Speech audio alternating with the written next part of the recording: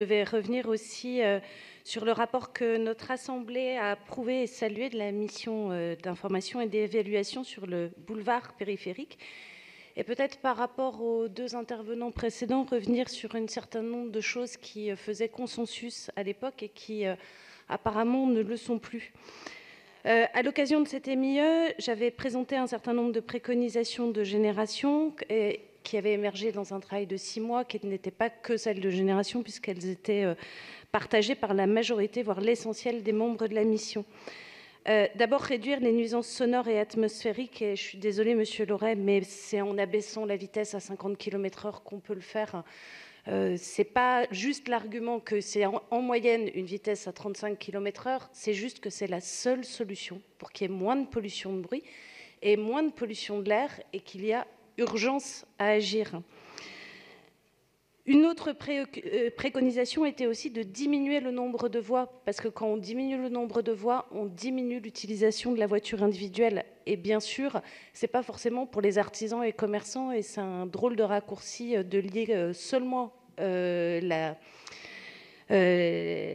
l'économie au nombre de voitures qui circulent.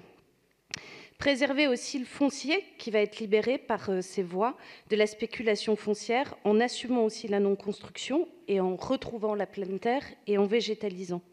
Et bien sûr, avant tout, rendre aux citoyens le pouvoir d'imaginer leur périphérique de demain par des processus de concertation qui auront lieu de part et d'autre du boulevard périphérique, et j'y reviendrai.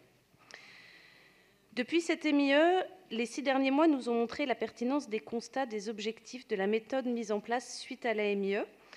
Nous avons eu les résultats de la consultation internationale des routes du futur, du forum métropolitain, qui ont été exposés au pavillon de l'Arsenal. Et les visions qui en sont sorties réunissent aussi les axes saillants pointés par la MIE, là aussi. Je le redis, réduction du nombre de voies, réduction de la vitesse, réduction progressive de la place de la voiture individuelle, qui peut être remplacé par des transports en commun ou mutualisés. Et bien sûr, végétalisation, espace public plus agréable, réapproprié, et ainsi une logistique renouvelée. Parallèlement, donc, depuis aussi la rentrée, il y a eu 2 réunions de l'atelier du périphérique. Parce que, après avoir travaillé 6 mois à Paris, c'est désormais entre collectivités voisines que se situent les enjeux, avec également les services de l'État et de la région. Ces ateliers ont prouvé la pertinence de cette méthode de gouvernance participative en mettant tout le monde autour de la table et en mettant tout le monde face à ses responsabilités. Ils ont permis de montrer d'abord les convergences qui sont nombreuses entre les projets, les visions, les expériences du périphérique qu'ont les habitants des différents territoires. La MIE avait constaté que nous manquions encore de données pour accompagner les évolutions souhaitées. La coopération met en commun des données et des analyses supplémentaires entre les différents acteurs et permet de partager la méthodologie. Et c'est sur cette base que la délibération présentée est avancée. C'est une première étape nécessaire qui va nous permettre d'avancer ensuite avec des conséquences concrètes sur l'utilisation du périph' et les impacts socio-économiques des potentielles transformations. Il faut aussi prendre en compte un certain nombre d'événements marquants qui ont eu lieu depuis la fin de la MIE. D'abord, la ZFE métropolitaine au 1er juillet dernier, à l'intérieur de la 86, qui prépare là aussi la transformation du périphérique. La nouvelle étape dans la ZFE parisienne, avec le bannissement des véhicules critère 4. Et cela s'inscrit dans un contexte où cet été, nous avons vécu des épisodes caniculaires sans précédent, de nombreux pics de pollution de l'air. Et donc, je le répète, il y a urgence à agir, et donc effectivement, urgence à baisser la vitesse sur le boulevard périphérique. D'ailleurs, dans ce Conseil, la subvention à Airparif votée, je l'espère aujourd'hui, améliore la caractérisation des particules fines dans leur étude et dans leurs mesures. Elle permettra aussi d'identifier les principales sources d'émissions. Elle va dans le sens du vœu que nous avions soumis à l'approbation de notre Conseil pour renforcer le contrôle de la pollution de l'air aux abords du périphérique, y compris en matière de polluants non réglementés comme l'ammoniac ou les métaux lourds, de mieux identifier les leviers efficaces pour agir et réduire drastiquement et rapidement ces pollutions. Et puis, ces données solides et scientifiques vont alimenter le débat public et la réflexion de chacune et de chacun pour juger de la pertinence des actions à entreprendre. Associé à un récit puissant, nous imaginerons notre ville autour d'une circulation piétonne, à vélo, en transport en commun, et non autour de la place démesurée de la voiture, comme elle s'est construite au XXe siècle.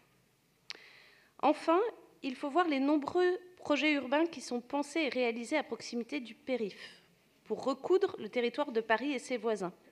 Là aussi, dans notre Conseil, seront soumises plusieurs délibérations importantes qui vont concerner l'avenir à moyen et long terme du boulevard périphérique. Je pense à la Porte de Montreuil, à Piton-du-Vernois, et qui symbolise le fait que le 20e aujourd'hui partage autant en commun avec Montreuil, Bagnolet et les Lilas qu'avec les 11e, 12e et 19e arrondissements. Au premier atelier du périphérique, la maire de Malakoff a appelé à passer des mots et des vœux à l'action concrète et aux solutions. Vous, Madame la maire, vous aviez auparavant justement rappelé la nécessité d'intégrer l'urgence climatique et sanitaire à notre politique urbaine. Vu l'urgence du sujet, nous nous réjouissons du rythme de travail continu et soutenu pour la nécessaire transformation du périph', puisque la 3e réunion de l'atelier du périphérique aura lieu ce jeudi et que nous votons 2 délibérations importantes dès maintenant. L'atelier du périph' est un format qui fonctionne, une collaboration à la fois technique et politique dans l'intérêt des habitants et des habitantes de la métropole. Justement, ces habitants et ces habitantes ont, par cette mutation majeure, l'occasion de pouvoir agir, d'être dans le débat et d'être acteurs.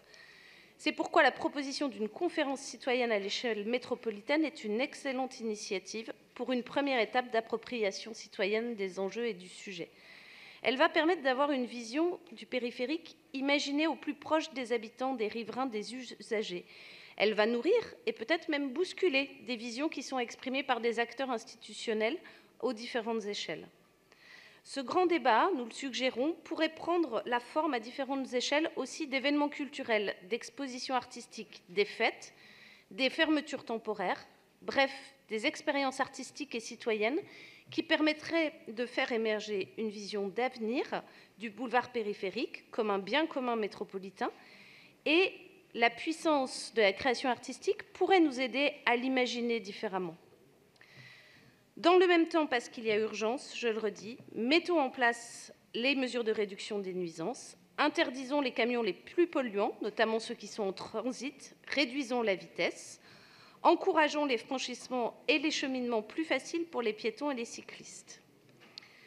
Conjuguer l'urgence pour la protection des habitants et des habitantes et le temps plus long de l'implication citoyenne pour l'avenir du périph' est donc une bonne formule. Je suis persuadée que l'évolution du périph' sera la grande transformation urbaine en Île-de-France de cette première moitié de siècle. Réjouissons-nous de cette opportunité unique d'avancer vers la ville écologique. Emparons-nous de toutes les possibilités qu'elle offre pour révolutionner nos modèles. Transformer le périph', c'est s'inscrire dans l'alternative de la ville du tout-voiture, de la recherche de la rapidité qui finit par congestionner et polluer notre espace partagé. Transformer le périph'. Il faut conclure, madame. Je conclus. C'est imaginer une ville où l'échelle de la proximité retrouve son sens pour produire localement, consommer moins et penser des liens. Merci beaucoup. Merci à vous, madame.